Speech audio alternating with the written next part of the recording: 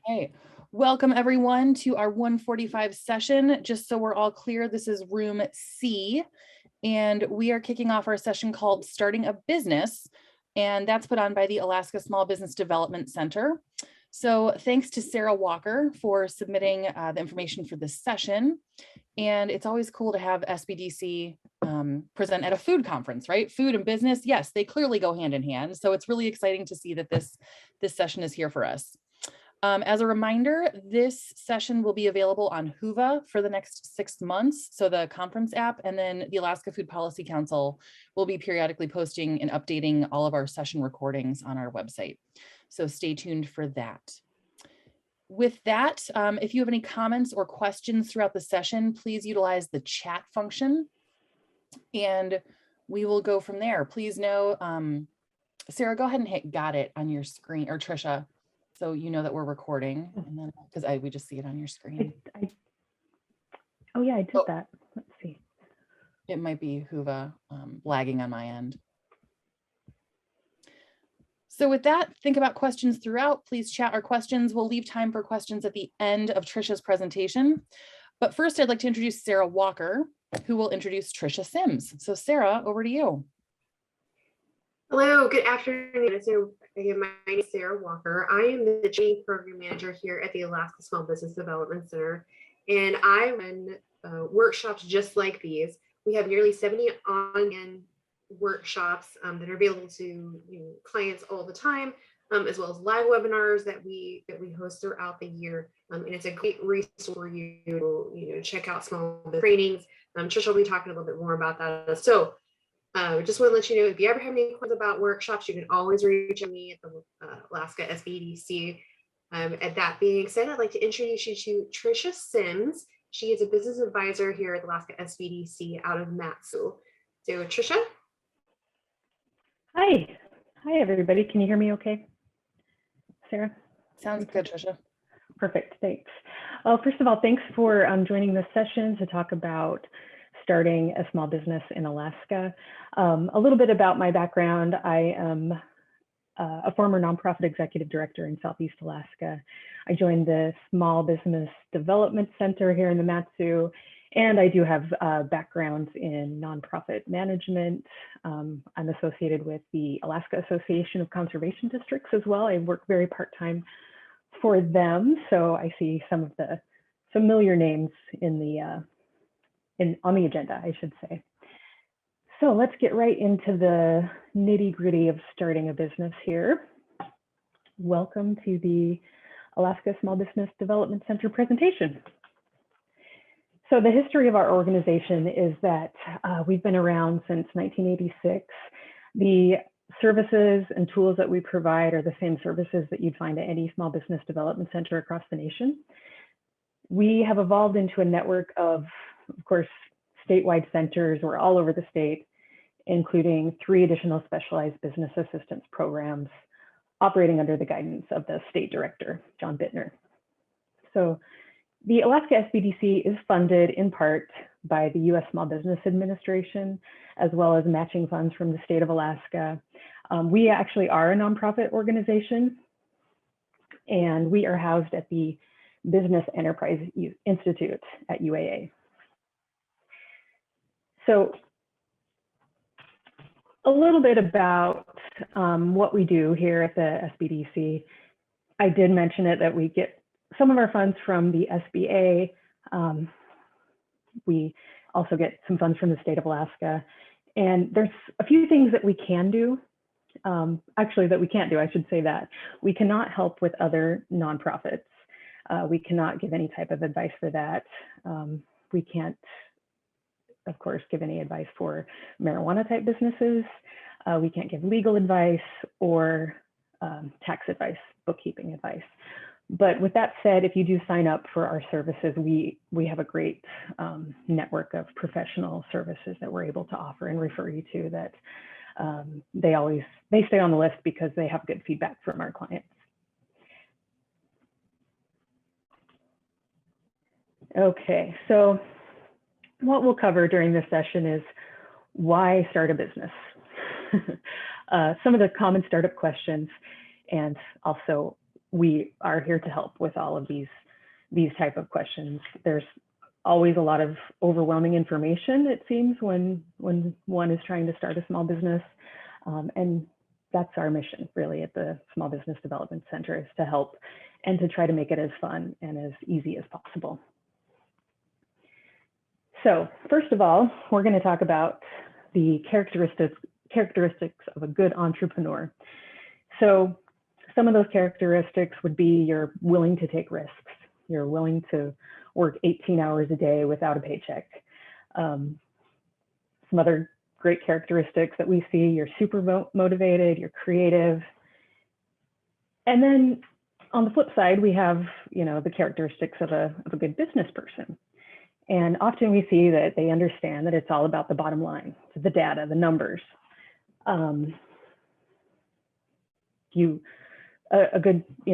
Typically a good business person is someone who watches the money and understands how it flows through the business, the break-even point, that type of thing. We'll get into that. And then ideally a great business owner will find the balance between the two, the point of equilibrium, as I like to call it. You'll also see goal-orientated, know your limitations, open to taking advice, and then self-motivation. Those are also great qualities that we see in our small business clients. So we all go into business for the same reason, typically to make money, and we all have other reasons too. So one of the most common comments I find is clients want to be their own boss. They want to do what they love. They want to fulfill a personal or societal mission. But if we aren't making any money, we cannot really do any of the above. So let's look at how to try to ensure the future success of your business. So I guess I should say, it's something to think about is people that take their idea and you write it down on paper and you come to a realization of what the mission is of your business. And that's one of the things that I always encourage with my clients is to actually use a tool that we call it our Feasibility Study. It's just a kind of a brainstorming activity. It's on our website, and I can show you where that is. Let me switch over to the website here. I'll show you under our suite of services. We have tools. And one of these activities is right here. It's called 20 Questions Before Starting a Business. And as you read through the questions, it's a brainstorming activity, and it really helps to write down all of your ideas, all of your answers to some of these important questions and figure out, is it really worth it to get started in a business? Especially your own business when you're responsible for everything. And anyhow, this exercise helps to determine if your idea is a good one and if the community could be receptive to it, and also the current economy as well. These are some of our clients, the Salmon Sisters down in Homer, and they actually utilized our services to, they still continue to do so. And then I should mention, anytime we meet with a client, everything we talk about is confidential, unless of course we like to feature some of our clients. They do give us permission to share. Okay, now we're going to get into the numbers, the data part. So now that you've started to research, we're at the point, doing the 20 questions activity, you start to research different aspects of your business. We're going to move into researching the cost of the business. So there's always going to be the fixed operating costs, the startup costs. So this activity is where you're going to sit down and create a list of those operating costs.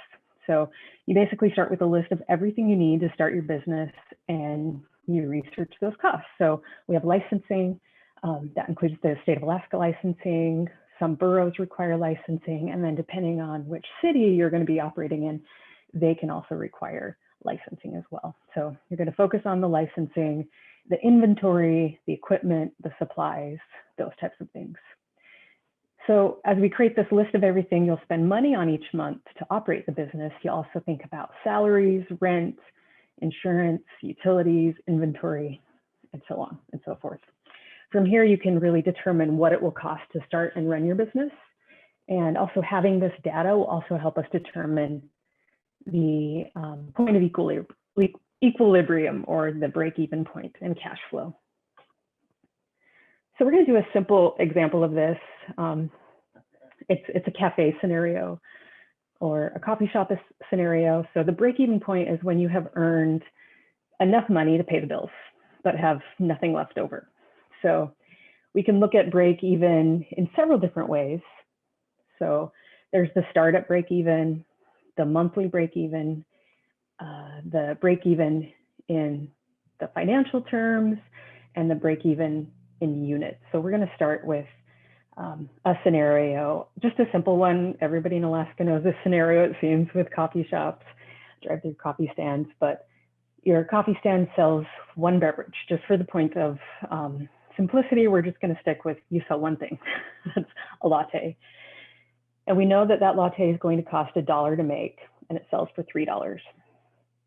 So the variable cost is going to be things like the espresso, the milk, the shot of syrup, the cup, and the lid, everything it's going to take to put that, that product and hand it over to the customer. We also know that the fixed cost, or another direct cost, is going to be the $5,000 month rent, utilities, insurance, and salary. That's the whole, that $5,000 a month is just the whole list of those things. Now, the owner's salary does not come into the break-even analysis, just so we're clear on that. The owner gets paid after all of the bills are paid, and there is still money left in the business. So the goal is to eventually be paying yourself for running this business. So we're going to work through this scenario of a simple cup of coffee. What you need to do is actually figure out how many cups of coffee will you need to sell each day to break even. So for example, a latte is $3 each. That's how much you're going to charge for it. That's the full price. The variable cost is your direct cost. It was $1 to create this. And then we've got the fixed cost, the indirect costs associated with that, of the rent, the utilities, that type of thing. So we know that each drink sells for that $3. The cost is $1. We know that $2 was left over. This is also called the gross margin or contribution margin. And then we know that the amount of lattes we need to sell each month is 2,500 lattes. That could be a little overwhelming. We can then go further and figure out how many lattes we need to sell per day, and that could be our goal. So 2,500 lattes divided by 30, of course, that's 83.3 lattes a day. I would say, as a business advisor, it would be, your goal should be a lot more than that, so you're able to pay yourself. So let's just say a goal of 200 lattes a day in a sale would be the goal. Then you have to think about what other cost considerations that you might not be thinking of. How much profit did you make? Sit down with these numbers, this data, and then you're able to play around with those numbers and see if you need to adjust the price that you're charging for each latte, and play with those numbers a little bit. We do have a great financial model in our tools, and I'll go back here to our website. Under our tools, you can click here to financial model worksheets. And this is a financial model Excel spreadsheet that we've come up with and created that when we help some of our clients go for like small business administration loans, SBA is very receptive to this spreadsheet, and we're all speaking the same language. Okay, so now let's shift gears a bit and look at the 3 most common questions or issues that we hear from our clients. So I can tell you about what I hear from my clients. They are pretty much over and over, we get the same questions. Do I need a business plan? Do you have any financing available?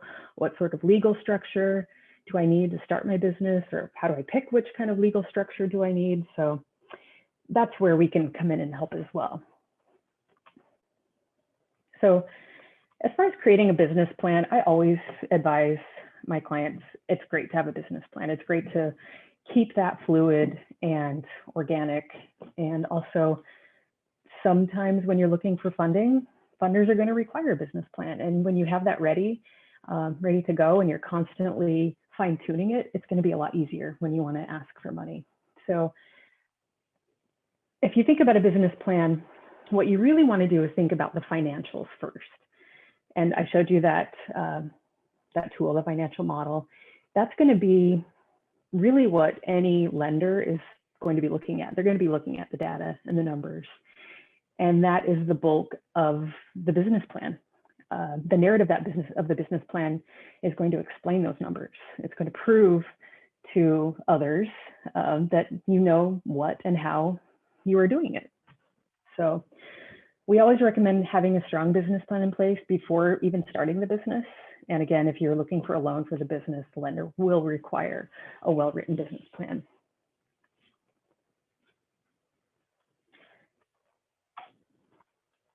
Again, here is the website that we have. And this is another great opportunity to utilize our tools that we have developed. And also we have these small business workshops. A lot of them are free on demand, and they dovetail with the tools that we provide as well. So in the workshops, we have several that go along with the business plan. So let me just show you some of these workshops on our suite of services.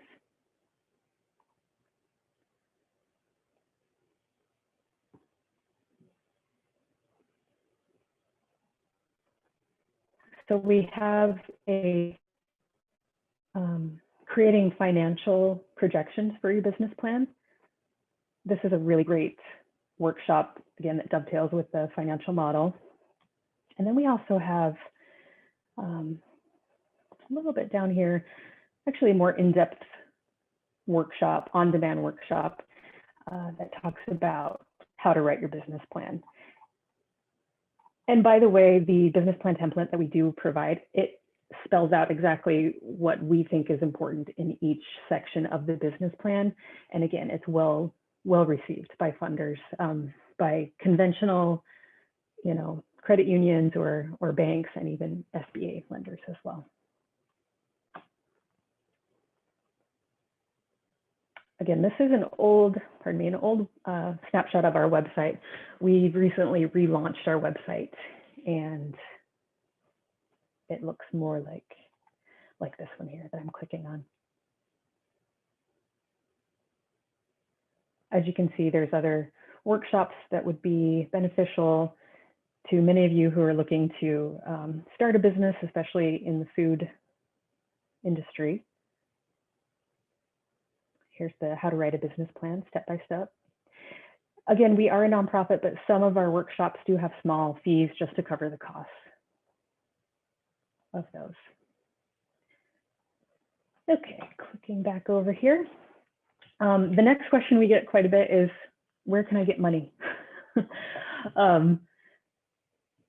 Quite often we get a lot of questions about grants and funding for businesses. People have heard that there's grant funds for small businesses. I'll get into that a little bit, but some people even utilize credit cards for their small business startups, and family and friends. We call these angel investors. There's also vendor credit, with branded equipment. I see this often in coffee shops where they have espresso machines that they are able to get some vendor credit on that. There, of course, is investors with equity, silent partnerships. We even see crowdfunding with GoFundMe's. This has been a new thing. Kickstarter.com and Indiegogo. There's even another one called the Kiva program, which is a crowdfunding, and it's small business loans with 0% financing for a period of time. You're able to pay those loans back without any type of fees. So that's a really cool one as well. Okay, so where else can you get the money? There are many kind of loans available. There are conventional loans based on the personal financial status of those who have an ownership in the business. Generally, you need to have good debt to income, good credit, proof of income. For these conventional loans, sometimes no business plan is required. If you're, dealing with a personal loan, a line of credit, taking out a second mortgage, or even a home equity line of credit. Generally, this process is pretty quick, and the loan terms are shorter, so they end up costing less than, say, a different type of loan, which would be an SBA loan, USDA loan, Bureau of Indian Affairs. So the most common guarantee loans are SBA loans. And basically, this is a government agency, SBA, for example, which is, they are fronting about 80% of the funds. So this means there's less risk for the banks. Generally these loans start around $20,000. They can go all the way up depending on, if it's a construction loan, I've seen them go up to $5 million. So with these types of loans, there's going to be application fees, closing costs, moderate interest rates. I do tell some of my clients expect that it won't be quick and it won't be easy. There's going to be a lot of paperwork for an SBA loan, and plan for a 90 to 120 day process on this. You have to have good credit for any type of SBA, USDA loan, these guarantee loans. Usually those are credit scores of 680 or higher. Plan for some money down, 20 to 30%. You will need a well-written business plan, and you will need those financial spreadsheets to prove the data and to prove that the loan is going to be paid back. They want to see that. So as far as grants, that's the next question we get a lot. Grants are typically for nonprofits, not very common for businesses. Most grants are geared towards those nonprofits, community organizations. They can be hard to come by, for sure. If you would like to look for some of those grants, some worthwhile places to look would be grants.gov for federal grants, alaska.gov for state grants. We have a program here at the SBDC, and I haven't heard about the funding this year for that program, but we've had those in the past. So it's I always recommend that you check in with us and see about the funding for those types of startup programs. There are regional corporations that also give out grants, as well as Native corporations. The Alaska Mental Health Trust, they are an organization that provide micro-enterprise grants for their beneficiaries, and you have to prove that you are a beneficiary of the Alaska Mental Health Trust. Sometimes there are also business plan competitions, and that's through the University of Alaska, so that's also a thing to look into as well. And just so you know, never pay anyone promising to find a grant, ever. There are a lot of predatory businesses out there, or even websites that will target anyone, and ask to, pay a fee, and they will find grants for you. That is very shady, just so you know. So never pay for anyone promising to find you a grant. Okay, so let's move on to business structures. We're going to discuss these business structures. Business structuring is actually a legal formation of a business. So quite a few of our legal structure classes have been presented by small business attorneys. There is an attorney that has helped us quite a bit with these presentations. He's located in Anchorage. His name is Andrew Mitten, and he is one of our many recommended small business attorneys on our full referral list that we can send you.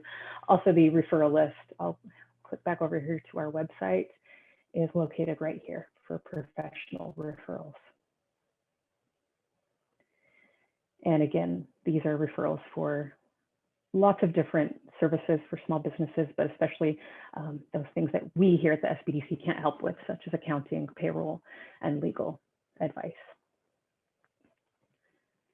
So let's start with the sole proprietorship. This is typically one owner. Insurance is the only safety net, and business taxes are going to be filed with your personal taxes. A partnership operates a lot like a sole proprietorship, but there are two names on the license. LLCs are recommended if you have any of the following. So Andrew Mitten has said in his presentations, there are usually 4 reasons why a business would form an LLC, and they're going to be if there's partners involved, if there's employees involved, major assets, and big contracts. So an LLC is going to protect you from the mistakes of others. So if any of your partners make mistakes, your employees make mistakes, or even customers make mistakes, it's not going to prevent you from your own mistakes, just so you know. LLCs also require operating agreements, and usually you have to designate the how they're set up as well. Then we go on to corporations. Generally, your accountant will guide you towards this type of structure when or if they feel that it will benefit you and your individual financial situation.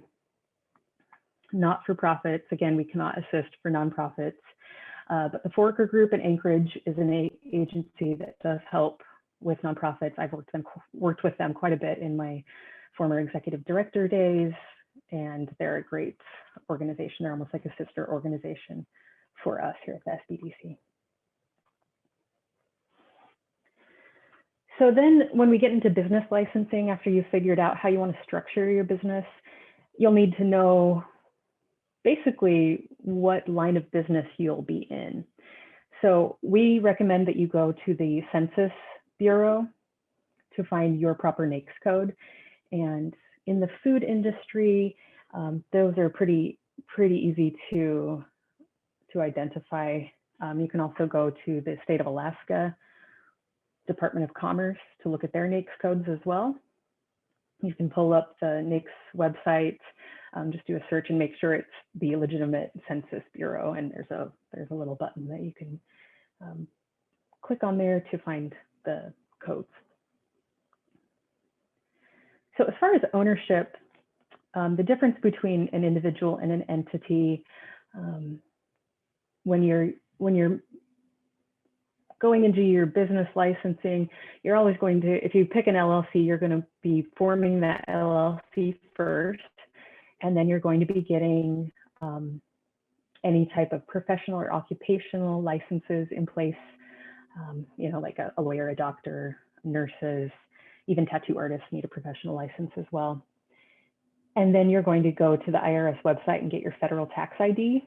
And you can even get this for a sole proprietorship. You can get an EIN number. We call that an entity identification number or an employer identification number with the IRS. Totally free to do that. And to get the business licenses, of course, you go to the state of Alaska Department of Commerce. You always want to make sure that your borough, if they require a business license or not. For example, in the Matsu Valley, business licenses are required for the Matsu Bureau, as well as the a few cities of Houston, Wasilla, and Palmer. Another example is Anchorage does not require business licenses for Anchorage, so the state of Alaska business license is just fine for them.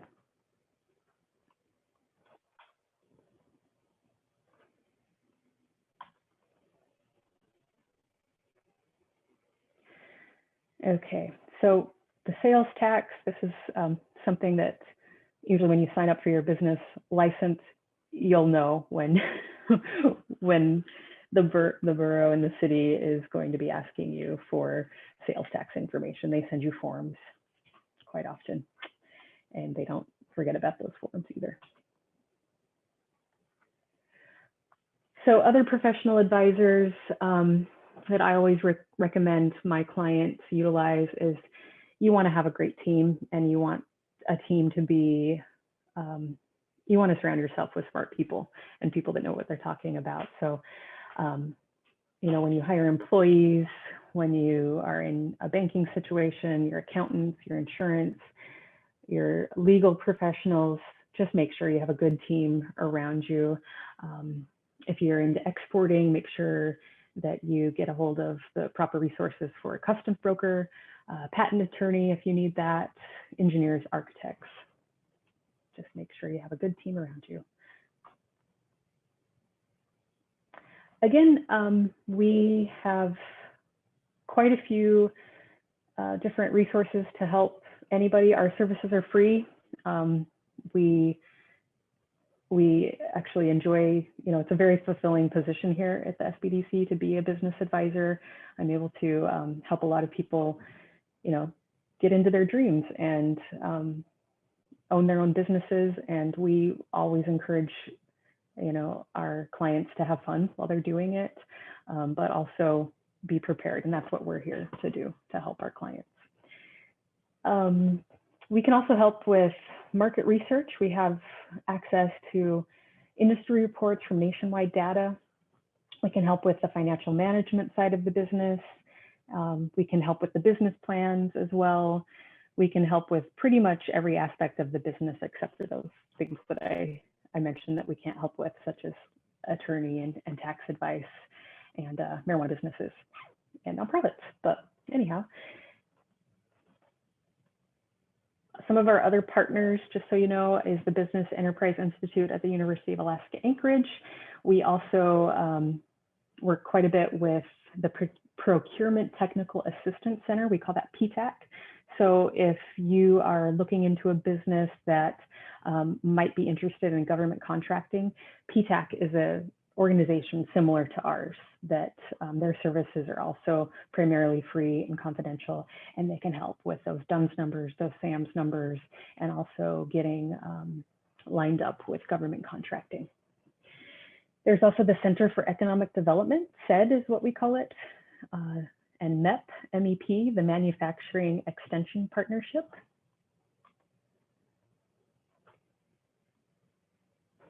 And that pretty much is a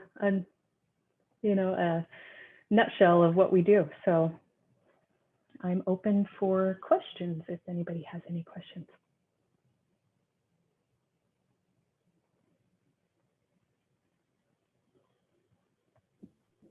Thanks, Trisha. And Sarah, feel free to jump in as well. I haven't seen any questions jump up in the chat.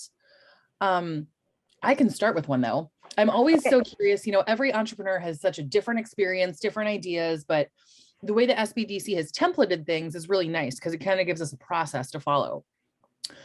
I don't know if you got to this already, but what is the biggest challenge that you see most of your businesses, excuse me, businesses encountering? What do they not expect? What's the big thing that stops people? So I think a lot of people don't expect all the paperwork that has to be completed before you can start your business. A lot of my business clients get really excited about the idea of being their own boss and making all this money, and they don't take into consideration the startup costs that are required, or the fixed costs, or the monthly costs that are required. So that can burst a lot of people's bubbles pretty quick, to realize that to start your own business, you actually have to invest in it yourself quite often with money. And we do see quite a few small business owners that ask for loans from their family and friends, angel investors. And so that's one of those things where some clients realize that conventional loans require a lot of paperwork, and maybe if they don't have the best credit, they can give up quite easily until someone steps in with encouragement and say, don't give up, you know, let's think of alternative ways to get you some funds and make it a reality. I hope that answered your question. It did. Thank you. It's always just so, I always want to know what the biggest, expecting your unknowns is always nice. Money and paperwork, I would say. Money in and a nutshell. Got it. Other questions or concerns or comments from the group?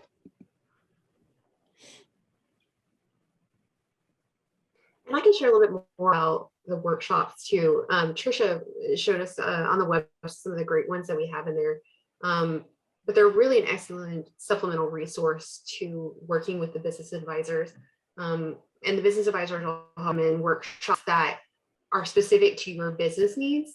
Like I said, we have over 70 workshops, and they cover everything from business licenses or structures, like she was saying, to how to look at better understand your financials, like ways to improve your cash flow, building for profit. Some of those kind of grant programs she's talking about that run through the university system, we'll have trainings on those, on how they work, what you and everything. And then there's, just about every topic around the website too. You can actually sort it by different topics, whether it's accounting or it's legal or it's market. Those are some other really big popular ones too, is the marketing side of it. When you got your business started, how do you get this out to people? How do you shout? What's the best way? Like, how do you use email marketing? How do you use the social media to the best of your ability? How do you build your brand? Things like that. So those are just some of the workshops that we offer that are just a little tool for as you're going through as well.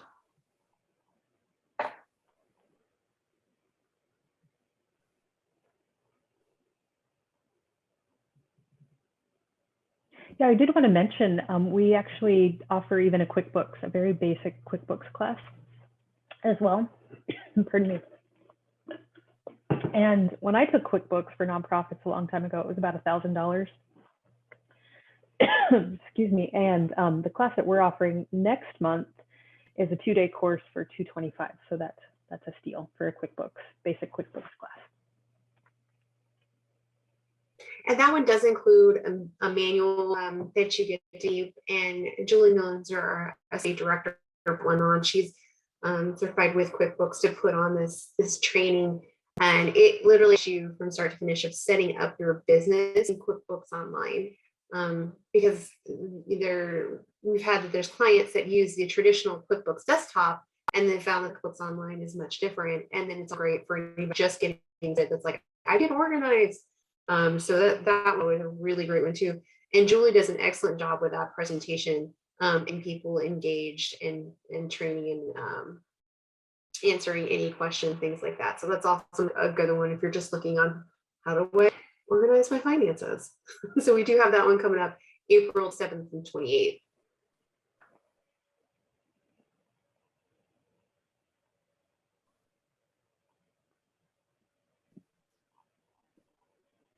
Great. And just looking again, just to let folks know, the website to find all of this is aksbdc.org. Yep, it is. And if they sign up for services on our website, depending on where your business is going to be located, you'll be assigned to an advisor if you'd like to meet with an advisor throughout the state. So we have advisors all over the state, even for the rural areas as well. Okay. Great. Well, we can hang out a little bit if people have questions. If not, folks are, we've got till 3:15 and then the next session will start. Yeah. And I may be, but our business advisors are fantastic.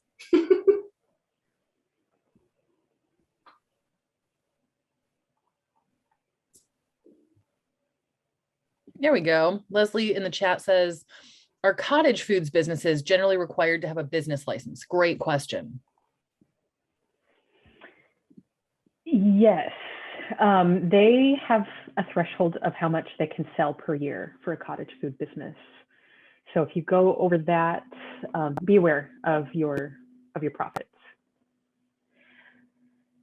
And again, I'm sure you've researched the cottage food business, but anything that needs to be refrigerated or made in a commercial kitchen, they wouldn't qualify under the cottage food business.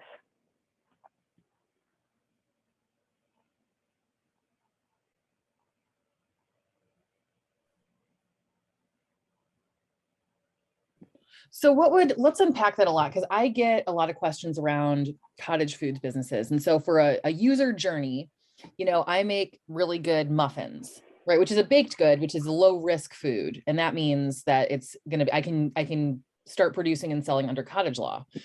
So if someone makes really good muffins and their friend says, oh my gosh, you should sell these at farmers markets, what happens? What's their roadmap look like? What should they do?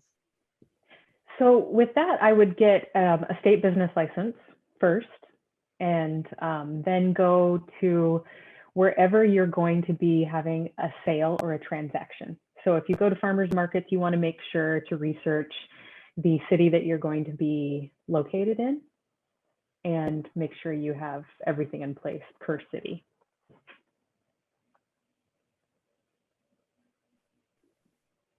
Okay.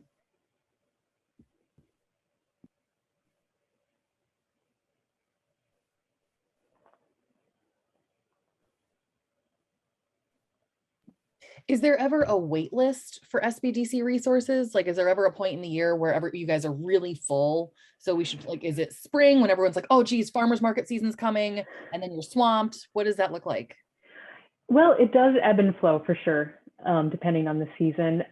But we're at a point where we don't really need to advertise our services. We're very busy, but we always try to make sure we serve anyone who comes to us looking for help. So yes, it's going to be, we're on the upswing now for sure in the spring, and in the summer that seems to be, well, summer can depend on some people, wanting to explore and enjoy the summer months. And then it seems like January to about May and June seems to be at least in my experience as an advisor, when we get quite the uptick in people looking for help and for resources and to get all their ducks in a row.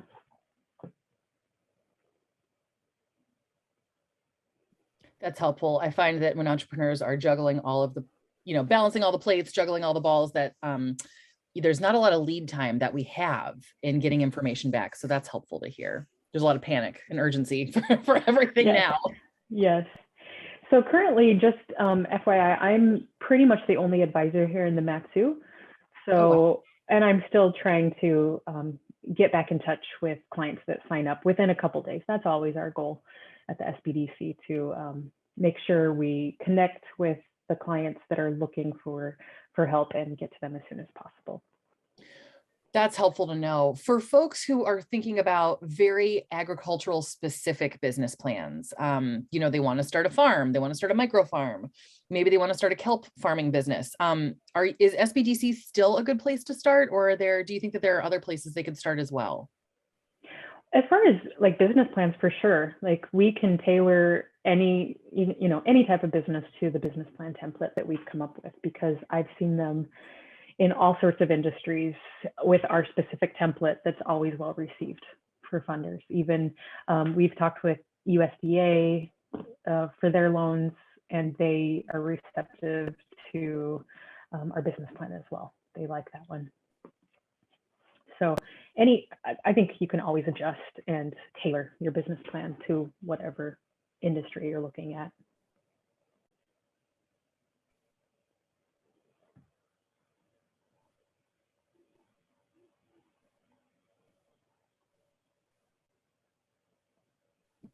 Well, that's helpful. Well, yeah, we can just hang out for a few more minutes. For those of you in this session who don't have any questions, just want to put the reminder out that our next sessions get going. I'm pulling up my schedule. Get going at 3:30. And in the meantime, back in Hoover, we have our exhibitor board, we have announcements, and we have our silent auction. So there's a lot going on. I wanted to also add, you had some questions about the cottage food permit. We actually have an on-demand video that's free, specifically for the Anchorage Health Department cottage food permits. Oh, that's great, especially because Anchorage, you have to work with there's a state DEC, and then there's Anchorage is a different animal. Yeah. That's really helpful. So yes, that is on demand. Whenever you feel like taking that class, you can sign up for it and do it in your pajamas.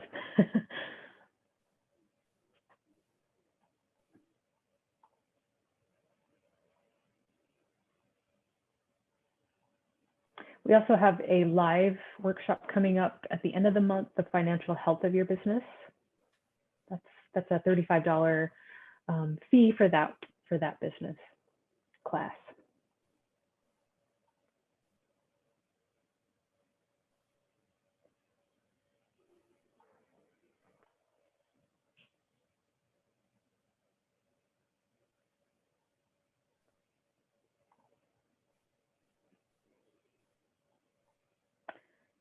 And then also, I wanted to point out, we do have new industry toolkits as well. So we have quite a few that may be, well, not quite, a couple that might be especially pertinent for those attending the meeting today and the classes today. One is opening a brewery in Alaska.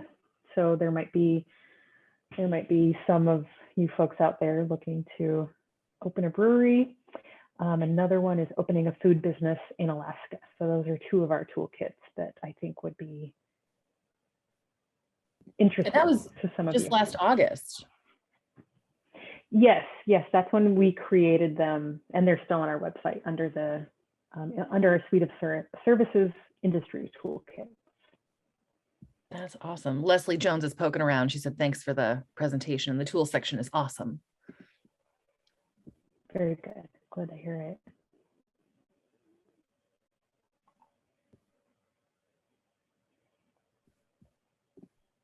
Yeah, the details covered in that would be jurisdiction, food permits, the DEC permit, food establishment application, the DEC required permits for temporary food, cottage food overview, and so on and so forth.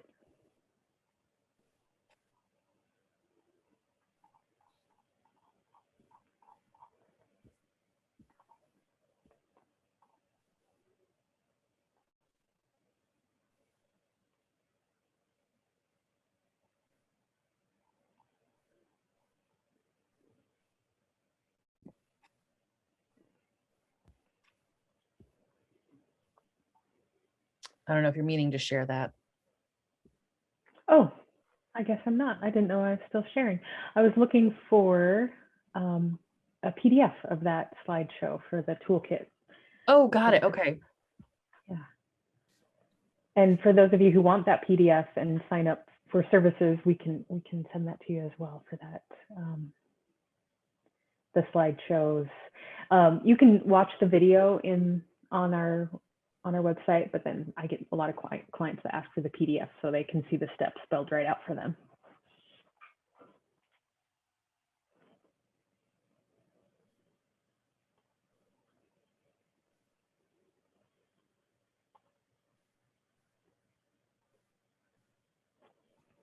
Trisha, do you all have any big plans for any of these federal dollars that are coming in for Build Back Better, for any other business development support services that the state's going to offer? We didn't prep you for this question. I'm just curious. Well, our state director, he's got his finger on the pulse of all of those types of programs that as soon as he knows anything, he shares it with us. So I think there's a few things in the works. He wasn't in our staff meeting today, but it sounds like there's some exciting things coming down the pipeline. Great, exciting.